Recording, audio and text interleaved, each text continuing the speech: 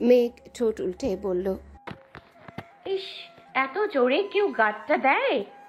মাথাটা ব্যথা হয়ে গেছে। আবির কোমল কণ্ঠে বলে, তুই ভালোবাসা ভাগ চাইছিস, কম করে কিভাবে দেই বল?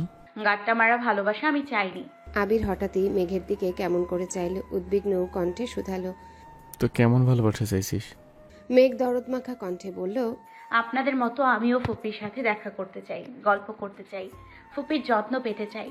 ও আচ্ছা, আমি ভাবলাম অন্য কিছু। মেঘ ভ্রুকুচকে প্রশ্ন করল, অন্য কিছু মানে? কিছু না, এখন ফুপির বাসায় তোকে নিয়ে যাওয়া যাবে না। তোকে নিয়ে আমি বা তানভীর যে কেউ বের হলেই 1000টা প্রশ্নের উত্তর দিতে হবে। তার থেকে কিছুদিন শান্ত থাক, আমি দেখছি কি করে যায়। মেঘ আস্তে করে শুধালো, জান্নাত আপুকে আসতে বলেছিলেন কেন? দরকার আছে। আচ্ছা বলতো, জান্নাতের সঙ্গে আম্মুর কথা হয়েছিল, আম্মুর রিয়াকশন কি? কথা হয়নি আবার? বড় আম্মু পাশের সোফায় বসে খুব সুন্দর মতন আপুর সঙ্গে কথা বলছেন। বড় আম্মু তো অনেকদিন যাবৎ জান্নাত আপুকে আপনার বউ বানাতে চাচ্ছেন। আপনারা কেন বলছেন না যে আপুর বিয়ে হয়ে গেছে? এটা বলে দিল তো মজাটাই শেষ। মানে? জানতে পারবি খুব শীঘ্রই। আর হ্যাঁ, মুখ ফসকে জান্নাতের বিয়ের কথা বলে দিস না যেন। আমি এত ব্যাককল না। আবির হেসে বলল, that you are the smart girl in the world. Megh ফিক করে হেসে ফেলল। আবির ভাইয়ের মুখে নিজের প্রশংসা শুনে ভীষণ লজ্জা পেয়েছে। লজ্জায় মাথা নিচু করে নিজের রুমে চলে গেছে। সময় ধাবমান। জানুয়ারি পেরিয়ে ফেব্রুয়ারিতে পা দিয়েছে। তীব্র ঠান্ডা অনেকটাই কমে এসেছে। মেঘদের ক্লাস শেষ হয়েছে সবেমাত্র 5 মিনিট হলো। বন্যা আর মেঘ গল্প করতে করতে দুজনেই হাত ধরে হাঁটছে। তামিম দৌড়ে এসে বন্যার পিছনে দাঁড়িয়ে বন্যাকে ডাকে। এইবার না। বন্যা শুনেও না শোনার মতো হাঁটতে থাকে। তামিম এবার বন্যা আর মেঘের সামনে এসে দাঁড়ায়। বন্যা মেঘ দুজনেই থমকে দাঁড়ালো। মেঘ তামিমের মুখের পানে তাকালো, বন্যা তাকায়নি, মাথা নিচু করে দাঁড়িয়ে আছে। তামিম অভিযোগের স্বরে বলল, বন্যা, তুই আমার সাথে ঠিক মতো কথা বলিস না কেন? কারণটা কি তোর অজানা? এতদিন হয়ে গেছে, এখনো ওই বিষয় নিয়ে পড়ে আছিস? চলতে চলতে কারোর প্রতি ইমোশন আসতেই পারে। তোর প্রতিও আসছিল, তাই আমি তোকে আমার মনের কথা বলছিলাম। তুইও তোর মতামত জানিয়েছিস এবং আমি তা মেনে নিয়েছি। তুই না করেছিস, এরপর কি আমি তোকে কোনো প্রশ্ন করছি বা জোরাজুরি করছি? তুই রিজেক্ট করছিস বলে এই না যে আমি মরে যাব, কিন্তু তার প্রভাব বন্ধুত্বের ওপর কেন পড়বে বলতো? তারপরও আমি আন্তরিকভাবে দুঃখিত। প্লিজ, বন্ধুত্বের সম্পর্কে সুবাদে হলেও আমায় ক্ষমা করে দে। বন্যা কিছুটা ভারী কণ্ঠে বলল। আচ্ছা। এর মধ্যে মিনহাজও এগিয়ে আসলো। তিনজনকেই উদ্দেশ্য করে বলল, কিরে, তোরা এখনো এখানে? তামিম প্রশ্ন করে, তুই কোথায় গেছিলি রে? নেতারা আসছে, ওনাদের সামনে মাস্টার্স পরীক্ষা। ভার্সিটি থেকে বেরিয়ে যাওয়ার সুবাদে ওনারা একটা প্রোগ্রাম করবে শুনলাম। ভার্সিটির পাশাপাশি ঢাকার সুনামধন্য কলেজের স্যাররা, বড় বড় অবস্থানে থাকা ব্যক্তিবর্গরাও সেই প্রোগ্রামে আমন্ত্রিত থাকবে। বন্যা বলল, ভালো, কিন্তু তুই এখানে কি করতে গিয়েছিলি? এমনিতেই নেতাদের সাথে দেখা করতে গিয়েছিলাম। ওনাদের সাথে পরিচয় থাকা ভালো, রাজনৈতিক পাওয়ার থাকবে, যে কোনো সমস্যায় সাহায্য পাওয়া যাবে। তাছাড়া সাধারণ সম্পাদক আমার রুমমেট মেঘ বলছিল না, ওর আবির ভাই নাকি আমাদের আত্মরা করে বাড়ি পাঠাবে। আর কিছুদিন ওয়েট কর, দেখবি আমার কত পাওয়ার হয়। বন্যা মেঘের দিকে চেয়ে হাসতে হাসতে বলল। দেখছিস মেঘ, তোর আবির ভাইয়ের ভয়ে নেতারা পিছু নিচ্ছে। পুনরায় মিনহাজকে উদ্দেশ্য করে বলল, নিজের নাই দুই আনা, ক্ষমতা আবার ভাব দেখায় 16 আনা। সেই দিন যেভাবে বলেছিলি ভাই ব্রাদার্সের পাওয়ার দেখাবি, তখন তো ভেবেছিলাম তোদের এলাকার বড় ভাইদের কথা বলছিস। মেঘ মৃদু হেসে বলল, আমি এত ব্যাককল না। এজন্যই বলি আমার আবির ভাই সবার সেরা। তোদের মতো 8-10 জনকে পেটানো আমার আবির ভাইয়ের কাছে জাস্ট 5 মিনিটের ব্যাপার। ওনার কাউকে প্রয়োজন নেই, একাই 199 জনের সমান। তামিম উদ্বিগ্ন কণ্ঠে বলল, 199 জনের সমান কিভাবে হয়? হলে 100 জনের সমান হবে। আমার আবির ভাই একটু ব্যতিক্রম, তাই 199 জনের সমান। এটা কেমন লজিক? এটা আমার লজিক, তোরা বুঝবি না। মিনহাজ স্তব্ধ স্বরে বলল, শোন, কথায় কথায় আমার আবির ভাই করিস না, কানে খুব লাগে। তোর কানে লাগে এটা তোর কারণে, তোর কানে লাগে এটা তোর কানের সমস্যা। তাড়াতাড়ি ডক্টর দেখা গিয়ে। আমি আমার আবির ভাই বলবো। আমার আবির ভাই, আমার আবির ভাই, আমার আবির ভাই।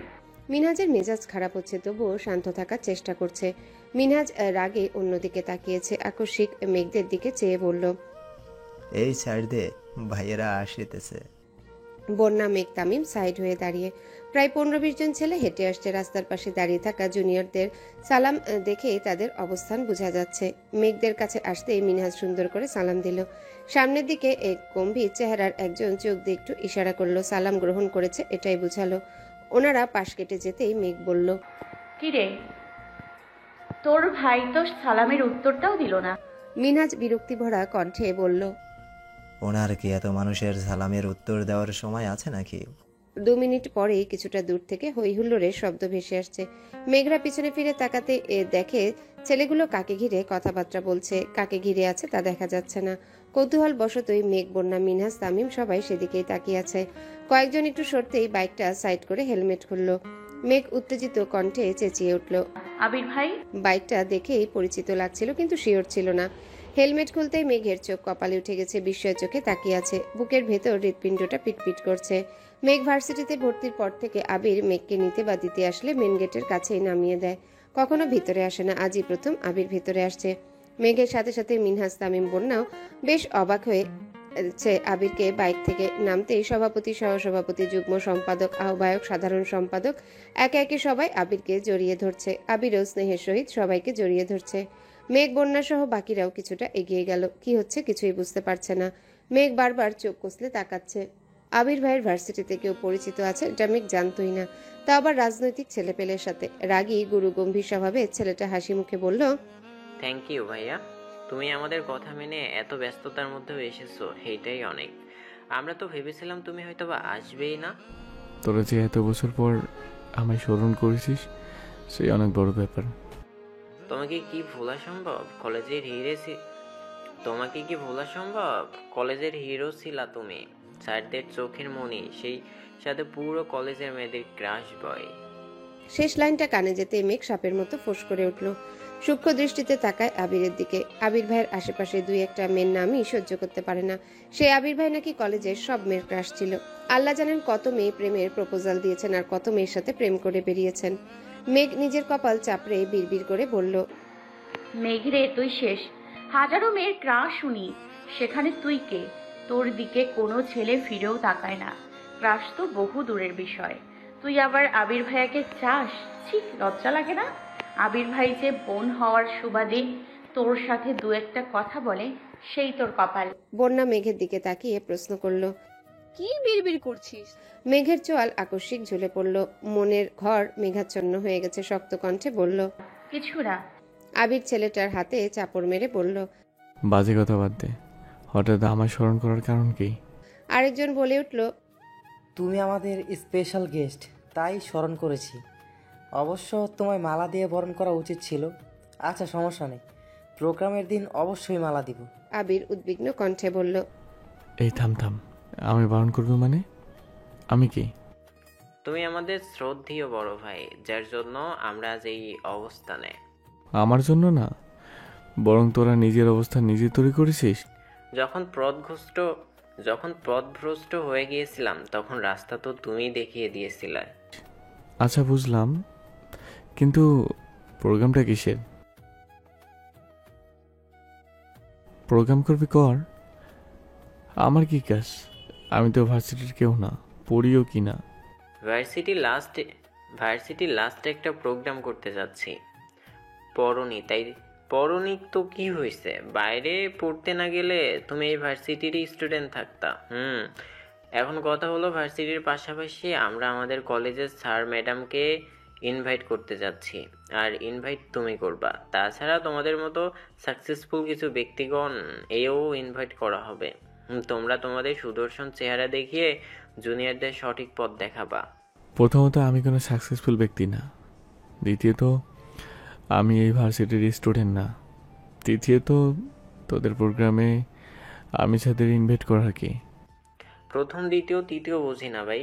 তুমি আমার ভাই, এটাই একমাত্র কথা। ভাই তো নাকি? হ্যাঁ ভাই, তো তুমি তো তুমি তো আমাদের অবস্থান দেখিয়ে গিয়েছিলা। স্যাররা এক প্রকার বের করে দিচ্ছিল কলেজ থেকে। সেদিন তুমি স্যারদের রিকোয়েস্ট না করলে আমাদের যে কী অবস্থান হতো আল্লাহই জানেন ভালো। তুমি চলে যাওয়ার পরে যতদিন কলেজে ছিলাম এমন একটা দিন যায়নি যে স্যার আমাদের সামনে আসলে তোমার নাম নেয়নি। তুমি না বললেও আমাদের বের করে দিত। আরও কত কি কথা, সেসব এখনো অতীত। তোমার কথা মতো পড়াশোনা করে আমাদের 12টা বন্ধুর মধ্যে 9 জনই ঢাকা বিশ্ববিদ্যালয়ে ভর্তি হয়েছে, বাকিরা ভালো অবস্থানেই আছে। তোমার সাথে যোগাযোগ করার চেষ্টা করেছি, কিন্তু তুমি নেটওয়ার্কের বাইরে ছিলা। কিছুদিন আগে হঠাৎ একদিন তোমাকে একটা মেয়ের সঙ্গে দেখলাম, ডাকার সুযোগ ছিল না। অনেক খোঁজ নিয়ে জানতে পারি তুমি তানভীর ভাই।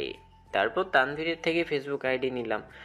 আমরা বা আমাদের জীবনের গল্প তুমি অন্যরকম ভূমিকা পালন করেছো, যার ঋণ কোনোদিনই শেষ করতে পারবো না। তাই তোমার প্রোগ্রামে আসতেই হবে। বাবা গো, তোরা যেভাবে আমার প্রশংসা করছিস, আমার বাপেও আজ পর্যন্ত এত প্রশংসা করেনি। তুমি যে কি সিস তোমার বাপেই হয়তো বোঝে নাই।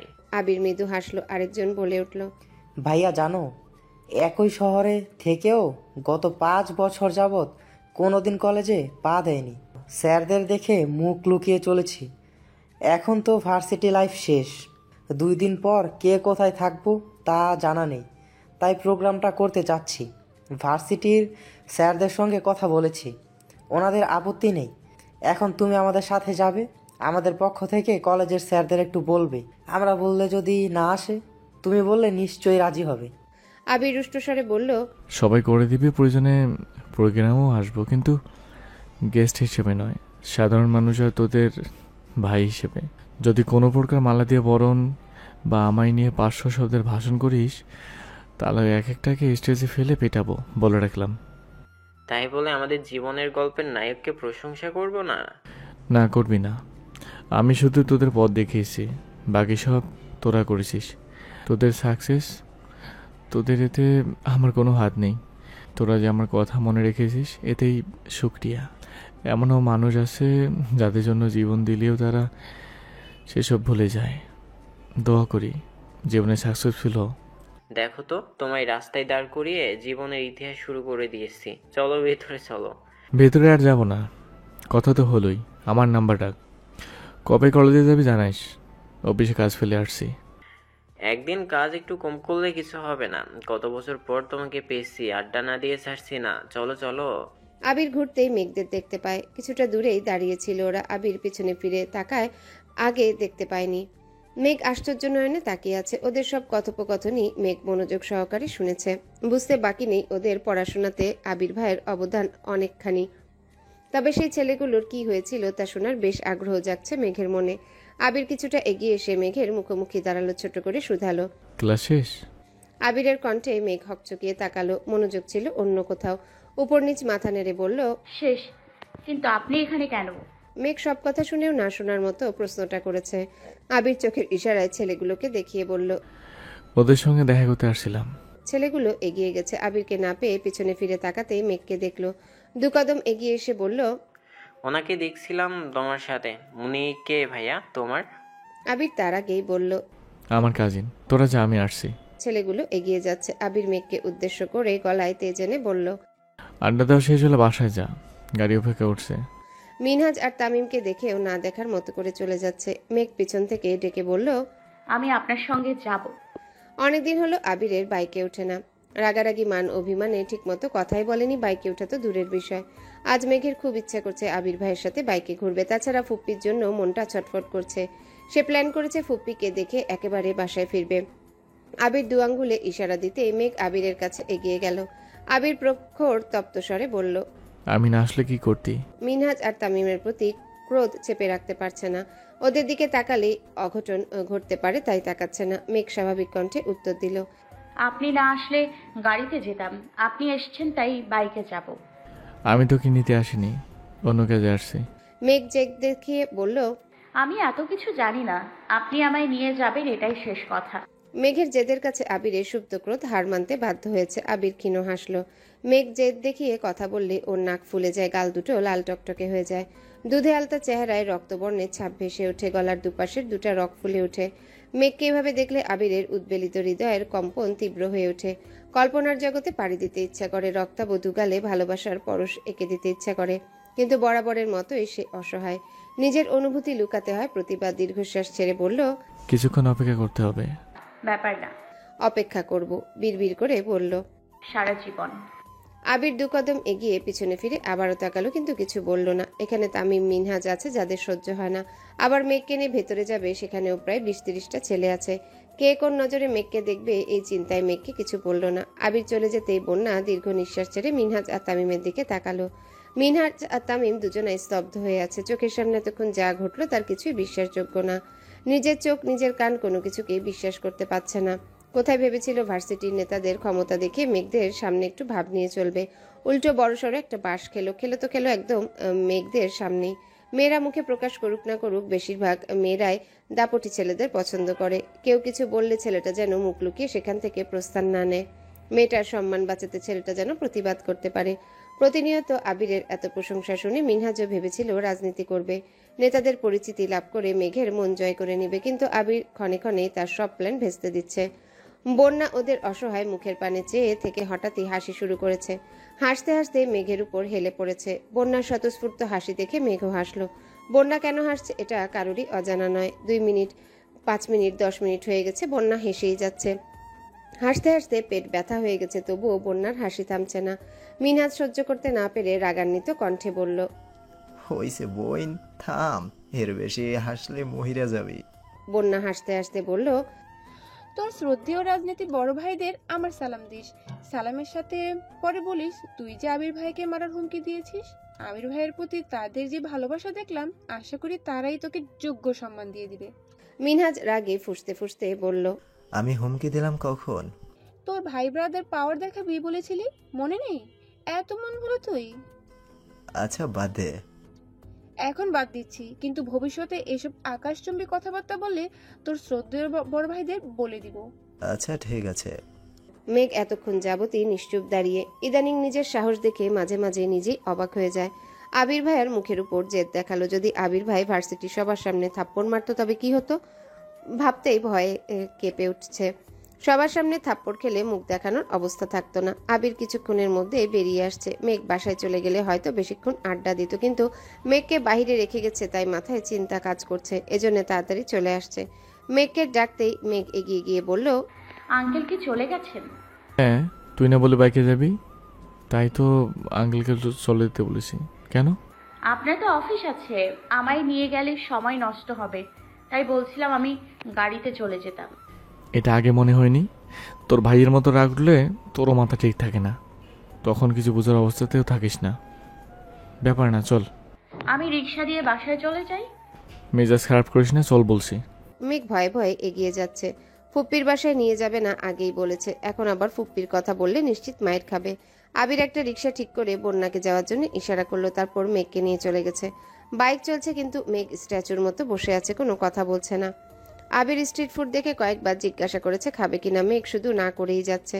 অবশেষে একটা ফুচকার দোকান দেখে বাইক থামালো। আবির শীতল কণ্ঠে বলল, মাথাটা বোধহয় ঠান্ডা হয়নি, ফুচকা খেলে নিশ্চয়ই ঠান্ডা হবে। মেঘ মাথা নিচু করে বলল, আমি ফুচকা খাবো না। আমি মনে হয় ভুল শুনলাম। মেঘ ঠান্ডা অথচ শক্ত কণ্ঠে বলল, আপনি ঠিকই শুনেছেন, আমি ফুচকা খাবো না। আবির হেসে বলল, তাকা আমার দিকে। মেঘ ধীর গতিতে চোখ তুলল, তাকালো আবিরের চোখের দিকে। আবির তীক্ষ্ণ দৃষ্টিতে চেয়ে মোলায়েম কণ্ঠে শুধালো, ম্যাম, আপনি সত্যি সত্যি ফুচকা খাবেন না? আবিরের হাবভাব দেখে মেঘ না চাইতেও হেসে ফেলল। সে আবিরের ভয়ে ফুচকা খাবে না বলেছিল, কিন্তু আবিরই তাকে বারবার উস্কাচ্ছে। মেঘ আবিরের মুখের পানে চেয়ে মনে মনে ভাবছে, আপনার মধ্যে কি এমন স্পেশাল গুণ আছে যা ক্ষণিকের ব্যবধানে রাগকে ভয়ে আবার ভয়কে জয়ে পরিণত করতে সক্ষম? আবির ভ্রু নাচাতেই মেঘ মৃদু হাসলো। ফুচকা অর্ডার দিয়ে বসে আছে। আবির মেঘকে দেখছে, আবার আশেপাশে তাকাচ্ছে। আবির হঠাৎই মুচকি হেসে বলল, তোকে আজ অনেক বেশি কিউট লাগছে। মেঘ চোখ গোল গোল করে তাকালো। গলায় শ্বাস আটকে গেছে, ঠিক শুনছে নাকি ভুল। আবির ভাই মেঘকে কিউট বলেছে, ভাবা যায়। মেঘ লজ্জায় আড়ষ্ট হয়ে যাচ্ছে, তবুও স্বাভাবিক থাকার খুব চেষ্টা করছে। আবির পুনরায় বলল, নীল রংটা তোকে খুব মানাচ্ছে, আগে বোধহয় কখনো নীল রঙের জামাতে দেখিনি। মেঘ এবার আরো বেশি লজ্জা পেয়েছে, চোখ দ্বিগুণ নামিয়ে নিয়েছে। আবির স্থির দৃষ্টিতে মেঘকে দেখছে, পলকও ফেলছে না। তা বুঝতে পেরে মেঘ আবারও তাকাতে পারছে না। গাল আর নাকের ডগা আবারও লাল হয়ে গেছে, মনে হচ্ছে লাল রঙের ব্লাশ লাগিয়েছে। মেঘ ঘন ঘন নিঃশ্বাস ফেলছে। সামান্য কিউট বলাতে যে কেউ এত লজ্জা পেতে পারে এটা মেঘকে না দেখলে বোঝাই যেত না। মেঘ বারবার নিজেকে স্বাভাবিক করার চেষ্টা করছে, কিন্তু চোখ তুলতেই পারছে না। ওষ্ঠদ্বয় কাঁপছে তিত্তির করে। মেঘের অবস্থা বুঝতে পেরে আবির দৃষ্টি স্বাভাবিক রেখে পুনরায় বলল, ফুপিকে দেখতে যাবি? মেঘ এবার আশ্চর্য নয়নে তাকালো। তার মনের কথা আবির ভাই কিভাবে বুঝলো? মেঘের লজ্জায় রাঙা মুখ দেখে আবির ঢোক গিলল, চোখ বন্ধ করে দীর্ঘশ্বাস ছাড়লো। মনে মনে বলল, আমার শান্ত মনটাকে উল্টে পাল্টে দিতে তোর লজ্জায় ললিত মুখটাই যথেষ্ট। তোকে এভাবে দেখলে বউ বউ ফিল পাই। কবে তোকে আমার করে পাবো? অপেক্ষার প্রহর যে ফুরায় না। মেঘ উত্তেজিত কণ্ঠে বলল, আপনি কিভাবে বুঝলেন আমি ফুপির সাথে দেখা করতে চাই? তুই তো বলেছিলি। আমি সেই কবে বলছিলাম তা কি এখনো মনে আছে? তুই কবে কি বলেছিলি সবই তো আমার মাথায় থাকে, শুধু সুযোগের অপেক্ষায় থাকি। সবার কথাই আপনার মাথায় থাকে। সবার কথা মানে? যে যা বলে সবকিছু মনে থাকে? না, প্রয়োজনের বাইরে সবকিছু ভুলে যা। মেঘ হুট করে বলে উঠল। আপনার গার্লফ্রেন্ড কয়টা? মেঘের এমন প্রশ্নে আবির হকচকিয়ে উঠল, থতমত খেয়ে বলল, মানে? গার্লফ্রেন্ড চিনেন না? মেয়ে বন্ধু বা প্রেমিকা? তা বুঝলাম, কিন্তু হঠাৎ এমন প্রশ্ন কেন? শুনলাম কলেজের সব মেয়ে ক্রাশ ছিলেন, তাই আর কি। আবির নিঃশব্দে হাসলো। মেঘের মনে হিংসা কাজ করছে, এটা আবির বেশ বুঝতে পারছে। আবির জিভ দিয়ে ঠোঁট ভিজিয়ে পড়ল, আছে হাজার খানেক। মেঘ চেঁচিয়ে উঠল। হোয়াট? আবির দুহাতে ইশারা দিয়ে বলল, কুল। ফাজলামো করেন আমার সাথে? সত্যি করে বলুন কয়জন? না, বলা যাবে না। তুই সবাইকে বলে দিবি। সত্যি বলবো না, বলুন। গার্লফ্রেন্ড নেই, তবে এটা পাগলি কালার বউ আছে। মেঘ ফোঁস করে শ্বাস ছাড়লো, ভ্রু কুচকে রাগান্বিত কণ্ঠে বলল, থাকেন আপনার গোলাপি কালার বউ নিয়ে, দরকার হলে লাল নীল হলুদ বউ নিয়ে থাকুন। মেঘ উঠতে নিলে আবির মেঘের হাত চেপে ধরে বসালো।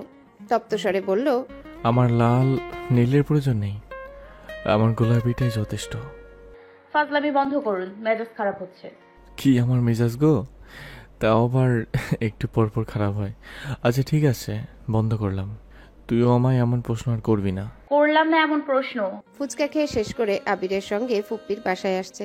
ফুপ্পি মেঘকে দেখে ভীষণ খুশি হয়েছেন, সেই সঙ্গে বাসায় সকলেই খুশি হয়েছে। আবির মেঘকে দূরে সরিয়ে রাখে বলে আবিরকে সবাই সবসময় বকা দেয়। ফুপ্পি তো বকেন, উল্টাপাল্টা কথা বললে মাঝে মাঝে গাঁটটাও দেন। মেঘ ফুপ্পিকে জড়িয়ে ধরে কান্না শুরু করে দিয়েছে। মেঘের কান্না দেখে ফুপ্পিও কাঁদছেন। মেয়ে মানুষের মায়া একটু বেশিই থাকে। ফুপ্পির কথা মেঘ যেদিন শুনেছে তারপর থেকে প্রতি রাতে ফুপ্পির কথা মনে করে মন খারাপ করে, কখনো কখনো কান্নাও করে। মাঝে মাঝে ভাবে আব্বু, বড় আব্বু রাতে কিভাবে ঘুমান, ওনাদের কি বোনের কথা মনে হয় না? মেঘদের কান্না দেখে আবির ভারী কণ্ঠে বলল, তোমাদের চোখের পানিতেই দুদিন পর পর রাস্তাঘাটে পানি জমে যায়। এভাবে কান্নাকাটি করো বলেই মেঘকে নিয়ে আসি না। আজকে যদি কাঁদো তাহলে আর কখনোই নিয়ে আসবো না।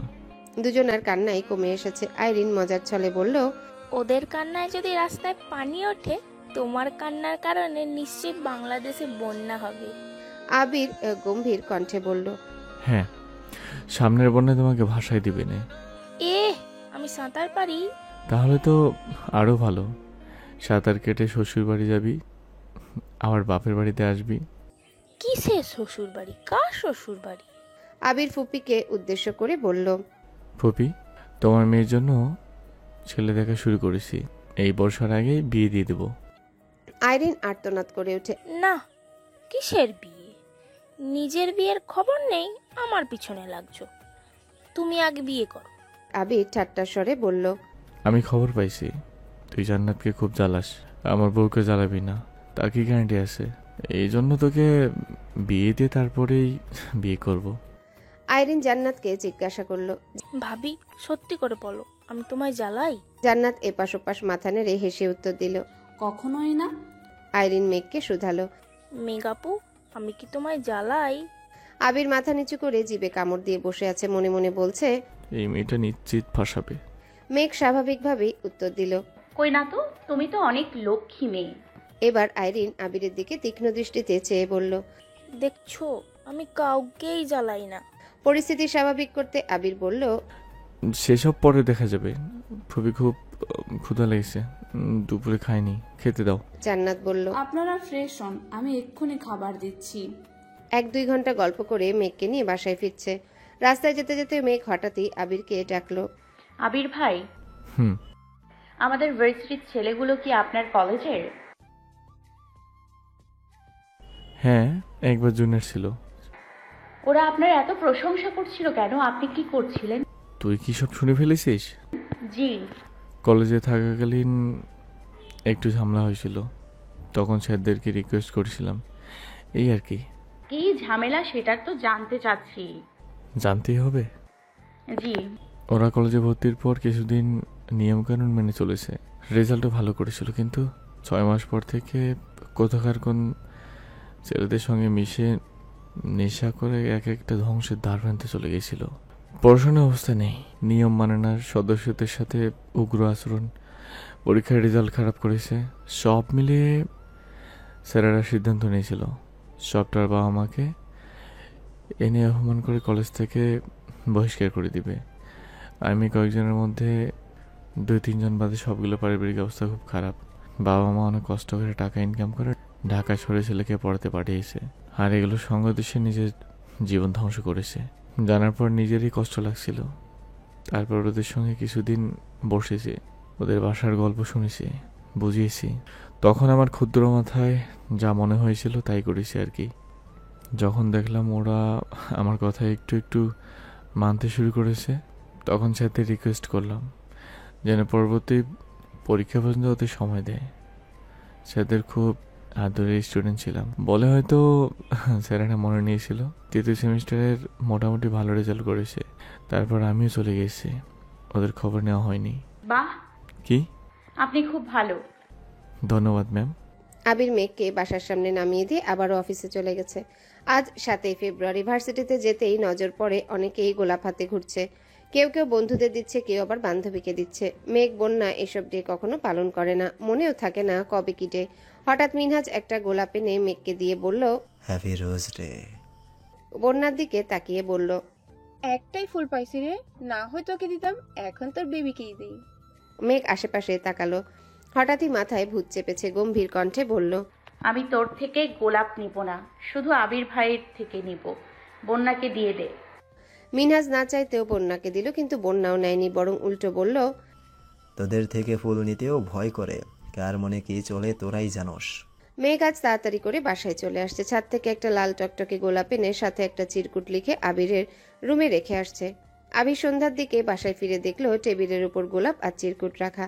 এগিয়ে গেল টেবিলের কাছে, চিরকুট হাতে নিতেই দেখলো চিরকুটে লেখা, আপনি মানুষটার রক্তিম গোলাপের মতন, যার কাটার আঘাতে শত শতবার ক্ষতবিক্ষত হয়েও তার মুগ্ধতার পিছনেই ছুটছি। হ্যাপি রোজ ডে আবির ভাই। আবির ফুলটা হাতে নিয়ে আলতোভাবে ঠোঁট ছোঁয়ালো, মুচকি হেসে বলল, আমার জীবনেও তুই রক্তিম গোলাপের মতো। যাকে দেখলেই হৃদয়ে তোলপাড় চলে, প্রেমানুভূতি জেগে উঠে বারবার, খুব ইচ্ছে করে গোলাপের প্রতিটা পাপড়ি ভাজে তোর আমার প্রণয়ের নিশান এঁকে দিই। ফুলের রানী গোলাপের মতো তোকেও আবিরের মহারানী বানিয়ে রাখি। আবির গোলাপ আর চিরকুট টেবিলের উপর রেখে ফ্রেশ হয়ে নিচে নামলো। এই সুযোগে মেঘ চুপি চুপি আবিরের রুমে এসেছে।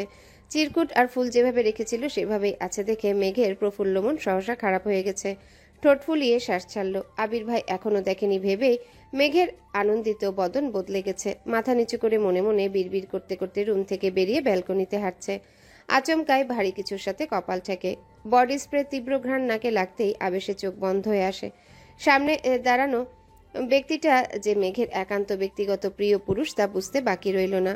মেঘের ইচ্ছা করছে প্রশস্ত বুকে মাথা রেখে সারা জীবন কাটিয়ে দিতে, কিন্তু তা সম্ভব না। অনিচ্ছা সত্ত্বেও মাথা তুলে 2 কদম পিছিয়ে গেল। মেঘের দৃষ্টি তখনও আবিরের পায়ের দিকে। আবির সূক্ষ্ম নেত্রে চেয়ে রইল। মেঘের চুল খোলা, এলোমেলো হয়ে আছে চুল। মশার কামড়ে কপালে 2-3 জায়গায় দাগ হয়ে গেছে। উজ্জ্বল বর্ণের কপালে দাগগুলো লাল টকটকে দেখা যাচ্ছে। আবির খানিক ভেবে হাত দিলে মেঘে সুদীর্ঘ চুলের মাঝ বরাবর।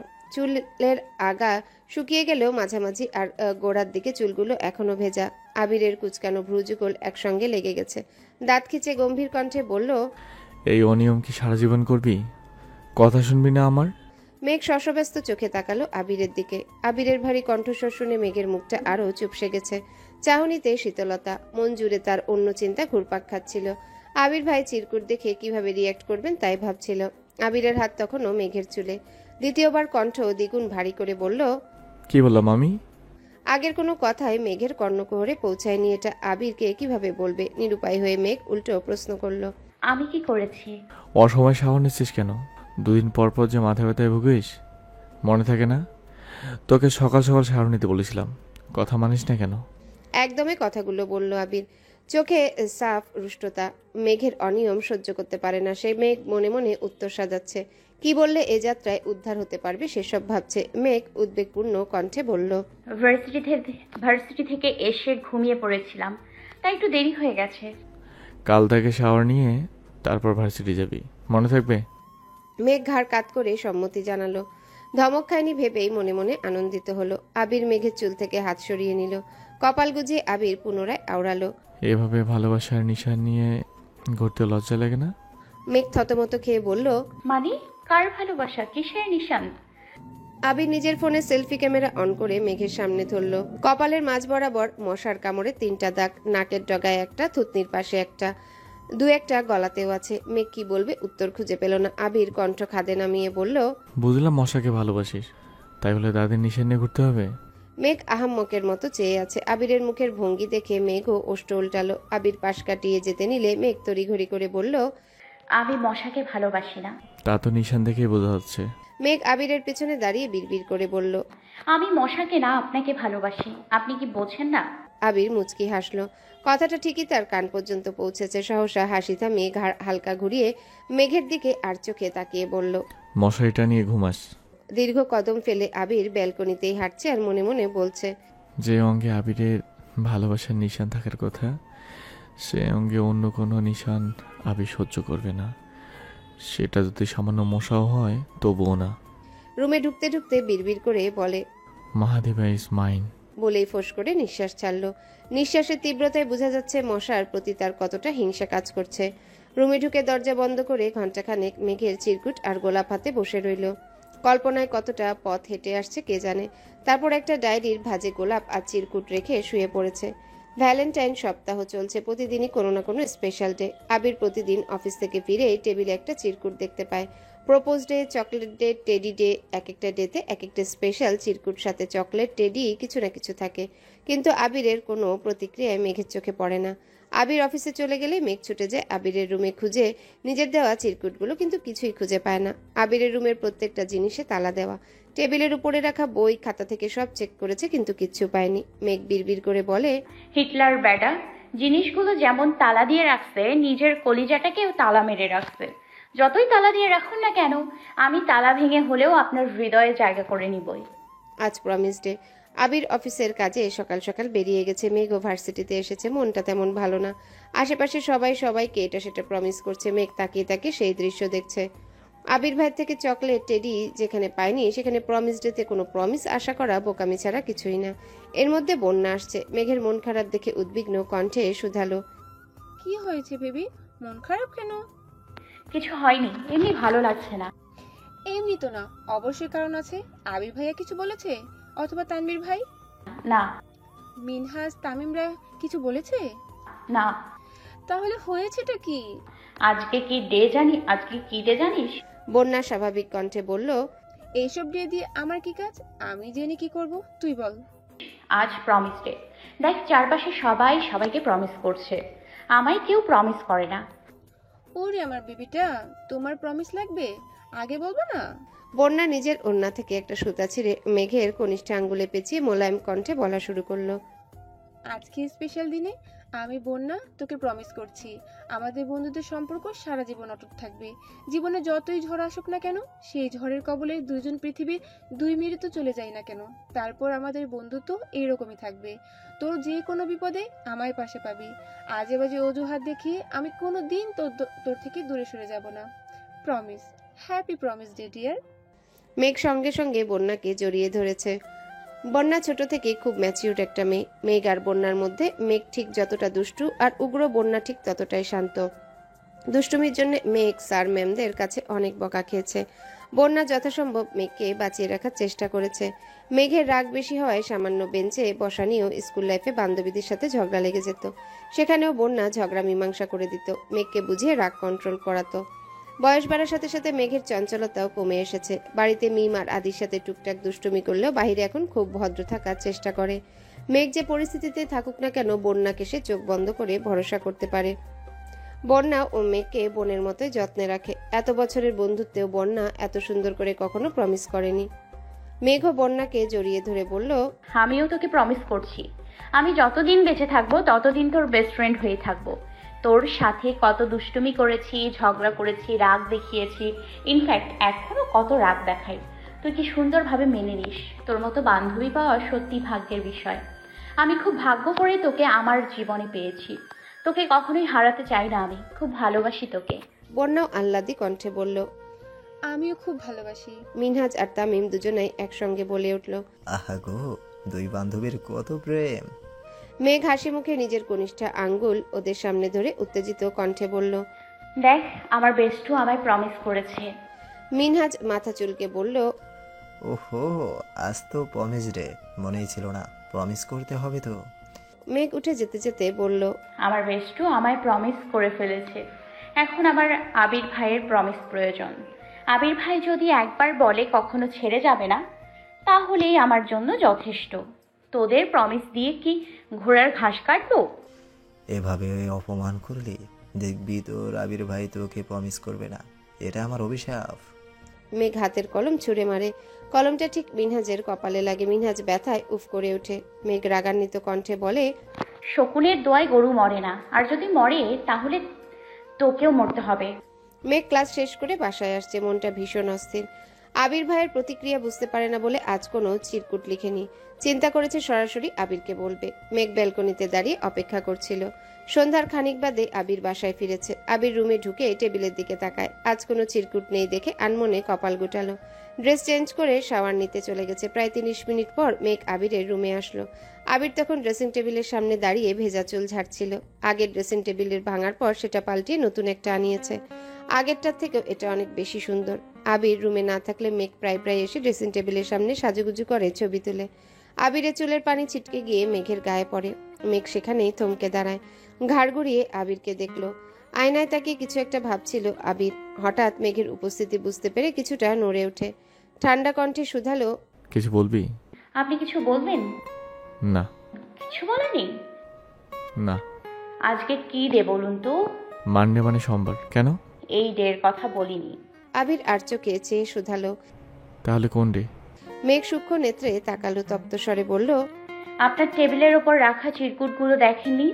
আবির ঠাট্টার স্বরে বলল, সিরকুট তো রাখছিলে নাকি? মেঘ লাজুক হেসে চিবুক নামিয়ে বলল, জি।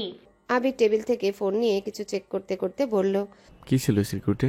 মেঘ অসহায়ের মতো চেয়ে শীতল কণ্ঠে প্রশ্ন করল, আপনি চিরকুটগুলো দেখেননি? কি জানি, খেয়াল করিনি।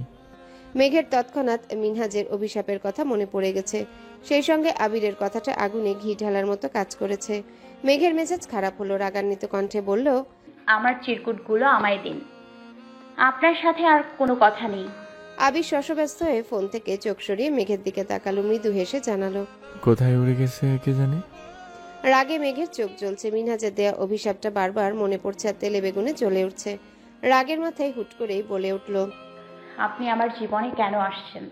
প্রতি উত্তরে আবির বলল, আমি তোর জীবনে আসিনি, বরং তুই আমার জীবনে আসিছিস। মেঘ কপাল কুঁচকে প্রশ্ন করে, কিভাবে? আবির মেঘের দিকে স্থির দৃষ্টিতে তাকায়। খানিক চুপ থেকে ঠান্ডা কণ্ঠে শুধায়, তোর জন্ম আগে হয়েছে নাকি আমার? আপনার? তো কে কার জীবনে আসছে? মেঘ চিবুক নামিয়ে বিড়বিড় করে বলল, জানি না। আবির প্রখর তপ্ত স্বরে প্রশ্ন করে, তো কে কার জীবনে আসছে? মেঘের পুনরায় মিনহাজের অভিশাপের কথা মনে পড়ে যায়। মেঘ রাগ অভিমান সাইডে রেখে কোমল কণ্ঠে বলল, আজকে প্রমিস ডে, তাই উইশ করতে আসছিলাম। এইসব ডেট ফেট আমি পালন করি না। কেন? আমার মতে গোলাপ দেওয়া, চকলেট দেওয়া, টেডি দেওয়ার জন্য স্পেশাল কোনো দিনের প্রয়োজন নেই। ইচ্ছা থাকলে প্রতিদিন এসব ডেট পালন করা যায়। তাই বলে সামান্য উইশটাও করতে পারবেন না? আমার উইশ করলে তা চিরকুট পর্যন্ত সীমাবদ্ধ রাখতে পারবো না, কাজে কর্মে দেখিয়ে দেব। আবিরের কথা মেঘ বোঝার চেষ্টাই করছে না, বরং মিনহাজের কথা মনে করে বারবার বলছে, আজকে অন্তত উইশ করুন, আর বলবো না প্লিজ। আজ করলে কাল কি সমস্যা? এসব বাদ দিয়ে অন্য কিছু বলার থাকলে বল। মেঘ মন খারাপ করে রুম থেকে বেরিয়ে যেতে যেতে বলল, মিনহাজ, তোর অভিশাপ ফলে গেছে। আবির গম্ভীর কণ্ঠে ডাকলো, শোন। মেঘ থমকে দাঁড়ালো। আবির ভ্রু কুচকে তাকিয়ে রইল। হঠাৎ শীতল কণ্ঠে বলল, কি প্রমিসেস? মেঘ সহসা চোখ গোল গোল করে তাকালো। আবির পুনরায় বলল, কি হলো বল। মেঘ ভেবেচিন্তে শান্ত কণ্ঠে বলল, আপনি প্রমিস করুন আমাকে আর কখনো ধমক দিয়ে কথা বলবেন না। মেঘের খুব ইচ্ছে ছিল আবিরকে বলতে যেন কখনো ছেড়ে না যায়, কিন্তু থাপ্পড়ের ভয়ে বলতে পারেনি। আবির ভারী কণ্ঠে বলল, তুই ভুল করলেও শাসন করতে পারবো না। হ্যালো বন্ধুরা, পরবর্তী পার্ট খুব তাড়াতাড়ি আসবে, তো সবাই অপেক্ষায় থাকো। আর চ্যানেলটি যারা এখনো সাবস্ক্রাইব করোনি তারা পরবর্তী পার্ট দেখার জন্য চ্যানেলটি সাবস্ক্রাইব করে রেখো। ধন্যবাদ সবাইকে, আমাদের সাথেই থেকো।